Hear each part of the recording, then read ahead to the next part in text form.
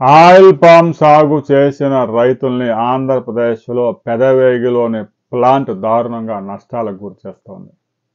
ఎప్పుడో 3.5 దశాబ్దాల కిందట ఏర్పాటు చేసిన యంత్రాలు, నైపుణ్యం లేని సిబ్బందితో ఈ ఆయిల్ రికవరీ రేటు 2.65% తక్కువ చూపిస్తోంది.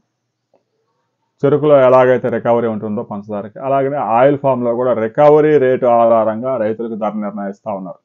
అశ్వారావుపేట తెలంగాణలో ఏదైతే ఉందో ఆ ప్లాంట్తో పోల్చుకుంటే పెదవేగిలో ఉన్న ప్లాంటు 2.56% తక్కువ ఆయిల్ చూపిస్తూ ఉంది. ఇదంతా రైతు సోదరులు ప్రతి సంవత్సరం 240 కోట్ల రూపాయల నష్టం వాటిల్లుతా ఉంది.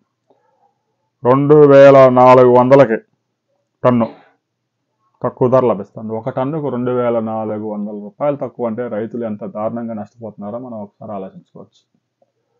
ఒక్కో రైతు 100 టన్నుల నుంచి 600 టన్నులు సరఫరా చేసే రైతులు కూడా ఉన్నారు.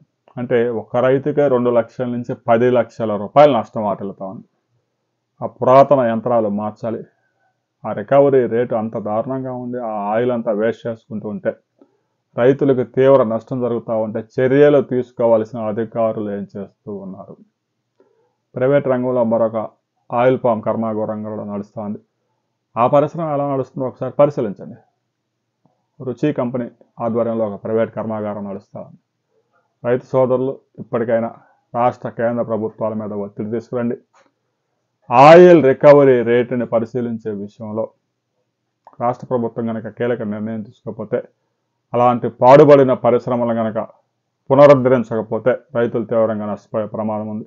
ప్రతి సంవత్సరం రైతులు 240 నుంచి 300 కోట్లు నష్టపోతా ఉన్నా కూడా రాష్ట్ర ప్రభుత్వం చర్యలు తీసుకోవాల్సిన బాధ్యత ఉంది. కేంద్ర ప్రభుత్వం కూడా దీని మీద దృష్టి పెట్టాలి. ఆయిల్ ఫెడ్ కూడా ఇలాంటి కంపెనీలను ప్రోత్సహించకూడదు. వారు అన్సీజన్ చూసుకొని ఆ కంపెనీని పునరుద్ధరించుకోవాలి, లేదంటే కొత్త ప్లాంట్ అన్న ఏర్పాటు చేసుకునే కార్యక్రమం చేయాలి.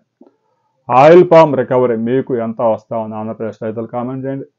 తెలంగాణ రైతులు మీకు అశ్వారావుపేటలో మీకు ఎంత రికవరీ రేట్ ఇస్తూ ఉన్నారు, ఎంత ధర దక్కుతూ ఉంది టన్నుకి అనే విషయాలు కూడా కామెంట్ చేయండి. వీడియో నచ్చితే లైక్ చేయండి, షేర్ చేయండి, సబ్స్క్రైబ్ చేసుకోండి.